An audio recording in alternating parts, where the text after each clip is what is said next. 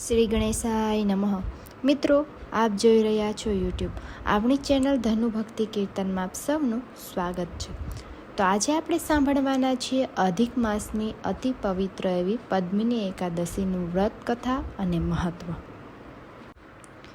વર્ષ 2026માં પદ્મિની એકાદશી 27 મે બુધવારના રોજ ઉજવવામાં આવશે. આ એકાદશી માત્ર અધિક માસ દરમિયાન જ આવે છે, તેથી તેનું મહત્ત્વ ખૂબ જ વિશેષ માનવામાં આવે છે. એકાદશીની પ્રારંભ થાય છે 26 મે 2026 સવારે 5:10 વાગ્યાથી અને એકાદશીની સમાપ્તિ થાય છે 27 મે 2026 સવારે 6:21 વાગ્યા સુધી અને પારણા મુહૂર્ત છે 28 મે 2026 સવારે 5:25થી 7:56 સુધી. હિન્દુ ધર્મમાં એકાદશીના વ્રતનું વિશેષ ધાર્મિક મહત્વ છે. સામાન્ય રીતે દર વર્ષે કુલ 24 એકાદશીઓ આવતી હોય છે, પરંતુ 2026માં અધિક માસના કારણે આ સંખ્યા વધીને 26 થઈ ગઈ છે. જ્યેષ્ઠ મહિનામાં અધિક માસ આવવાને લીધે આ વર્ષે પદ્મિની એકાદશીનું વ્રત રાખવામાં આવશે. દર 3 વર્ષે માત્ર એક જ વાર આવતી આ એકાદશીને આધ્યાત્મિક દ્રષ્ટિએ અત્યંત દુર્લભ અને પુણ્યશાળી માનવામાં આવે છે. ધાર્મિક માન્યતાઓ અનુસાર આ દિવસે વિધિપૂર્વક પૂજા અને ઉપવાસ કરવાથી જીવનના તમામ કષ્ટોમાંથી મુક્તિ મળે છે અને અનેક ગણું પુણ્ય પ્રાપ્ત થાય છે. એકાદશીના દિવસે બ્રહ્મ મુહૂર્તમાં વહેલા જાગી સ્નાન આદિ કાર્યોથી નિવૃત્ત થઈને પૂજા ઘરને સ્વચ્છ કરો. એક નાની ચોકી પર પીળું વસ્ત્ર પાથરી ભગવાન વિષ્ણુ અને દેવી લક્ષ્મીની મૂર્તિ અથવા તસવીર સ્થાપિત કરો. ગંગાજળથી પ્રભુનો અભિષેક કરો. ત્યારબાદ તિલક લગાવીને પીળા રંગના અક્ષત અર્પણ કરો. શ્રીહરિને પીળા ફળ અને માતા લક્ષ્મીને લાલ પુષ્પ અર્પણ કરો. ધૂપ દીપ પ્રગટાવીને વિધિવત આરતી કરો અને ભગવાનના ભોગમાં તુલસી દળના અવશ્ય ઉમેરો. પૂજા દરમિયાન ઓમ નમો ભગવતે વાસુદેવાય મંત્રનો સતત જાપ કરો. આ પવિત્ર દિવસે દાન કરવાનું અક્ષય પુણ્ય મળે છે. શ્રદ્ધાળુઓ પોતાની ક્ષમતા અનુસાર જરૂરિયાતમંદ લોકોને ચોખા, દાળ, લોટ, મીઠું, શુદ્ધ ઘી, મોસમી ફળો અને વસ્ત્રોનું દાન કરી શકે છે. આ દાન એકાદશીના દિવસે અથવા બીજા દિવસે પારણા કરતાં પહેલાં વહેલા કરવું પણ શ્રેષ્ઠ માનવામાં આવે છે. તો ચાલો હવે આપણે પદ્મિની એકાદશીની વ્રત કથા વિશે જાણીએ. ધર્મરાજા યુધિષ્ઠિર શ્રી કૃષ્ણને પૂછે છે કે અધિક માસમાં આવતી શુક્લ પક્ષની એકાદશીનું નામ શું છે, તેનું મહાત્મય શું છે? આ બધું તમે મને વિગતથી કહો, કેમ કે અધિક માસ 3 વર્ષે એકવાર આવે છે. ભગવાન શ્રી કૃષ્ણ બોલ્યા, હે રાજન, અધિક માસના શુક્લ પક્ષમાં આવતી એકાદશીને પદ્મિની એકાદશી કહેવાય છે. આ એકાદશીના વ્રતથી મનુષ્ય વિષ્ણુલોકમાં જાય છે. અનેક પાપોને નષ્ટ કરનારી છે. આ ફળ અને ગુણને ધ્યાનપૂર્વક સાંભળો. દસમને દિવસે વ્રત કરવું. 11ના દિવસે વહેલી સવારે સ્નાન કરવા માટે જવું. આ સમયે છાણ, માટી, તલ, કુશ તથા આમળાના ચૂર્ણથી વિધિપૂર્વક સ્નાન કરવું.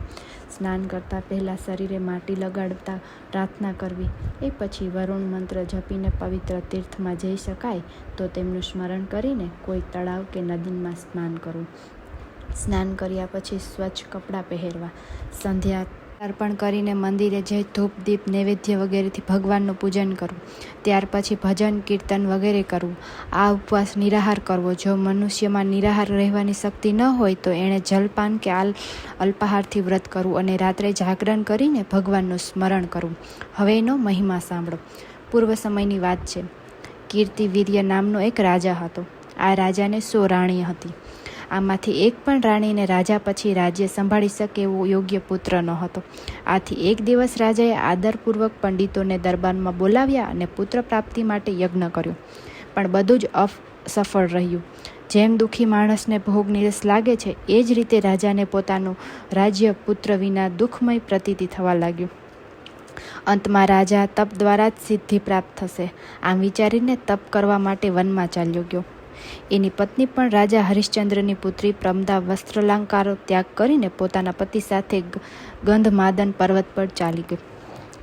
આ પર્વત પર બંનેએ 10,000 વર્ષ સુધી તપસ્યા કરી, પરંતુ તેમ છતાં સિદ્ધિ હાંસલ થઈ નહીં. રાજાના શરીરમાં ફક્ત હાડપિંજર રહી ગયા. આ જોઈને પ્રમદાએ વિનય રહિત મહાસતી અનસુયાજીને પૂછ્યું, તપસ્યા કરતાં કરતાં મારા પતિને 10,000 વર્ષ થઈ ગયા છે, પરંતુ હજુ સુધી ભગવાન પ્રસન્ન નથી થયા કે જેથી એમને પુત્ર પ્રાપ્ત થાય. આનું શું કારણ શું છે? આ સાંભળીને અનસૂયાજી બોલ્યા, અધિક માસ કે જે 36 માસ પછી આવે છે, એમાં 2 એકાદશીઓ આવે છે. આમાં આવનારી શુક્લ પક્ષની એકાદશીનું નામ પદ્મિની અને કૃષ્ણ પક્ષની એકાદશીનું નામ પરમાં છે. એમાં વ્રત અને જાગરણ કરવાથી ભગવાન તમને જરૂર પુત્ર આપશે. ત્યાર પછી અનસૂયાજીએ વ્રતની વિધિ જણાવી. રાણીએ અનસૂયાજી દ્વારા જણાવેલ વિધિ પ્રમાણે એકાદશીનું વ્રત તેમજ રાત્રિ જાગરણ કર્યું. આમ કરવાથી શ્રી વિષ્ણુ એના પર ઘણાય પ્રસન્ન થયા અને વરદાન માગવા માટે કહ્યું. રાણીએ કહ્યું, આપ પ્રભુ મારા પર ખરેખર પ્રસન્ન થયા જ હોવ તો મને પુત્ર પ્રાપ્તિનું વચન આપો. પ્રમદા રાણીનું વચન સાંભળી શ્રી વિષ્ણુ ભગવાન બોલ્યા, હે પ્રમદા, અધિક માસ મને ઘણો જ પ્રિય છે. એમાં પણ એકાદશી તિથિ મને સૌથી વધારે પ્રિય છે. આ એકાદશીનું વ્રત તેમજ રાત્રિ જાગરણ તે વિધિપૂર્વક કર્યું છે. આથી હું તારા પર ખરેખર પ્રસન્ન થયો છું. આમ કહીને શ્રી વિષ્ણુએ રાજાને કહ્યું, હે રાજેન્દ્ર, તમે તમારી ઈચ્છા અનુસાર વરદાન માગો, કારણ કે તમારી પત્નીની ભક્તિથી હું ઘણો જ પ્રસન્ન થયો છું. ભગવાનની મધુર વાણી સાંભળીને રાજા બોલ્યા, હે ભગવાન, અમને સૌથી શ્રેષ્ઠ બધાય દ્વારા પૂજિત થનાર અને આપના સિવાય દેવ, દાનવ, મનુષ્ય વગેરે દ્વારા અજય ઉત્તમ પુત્ર આપો. શ્રી વિષ્ણુએ કહ્યું, તથાસ્તુ, અને અદૃશ્ય થઈ ગયા. ત્યાર પછી રાજા રાણી પોતાના રાજ્યમાં પાછા આવ્યા. એમને ત્યાં થયેલ પુત્ર કાર્તવીર્ય અજય પુત્ર હતો. આ પુત્રએ રાવણને પણ કેદ કર્યો હતો. આ બધો પદ્મિની એકાદશીનો વ્રતનો પ્રભાવ હતો. તો મિત્રો, આશા રાખું છું કે આપને આ વિડીયો પસંદ આવ્યો હશે, અને જો વિડીયો પસંદ આવ્યો હોય તો લાઈક, શેર અને સબસ્ક્રાઈબ જરૂરથી કરજો. ધન્યવાદ.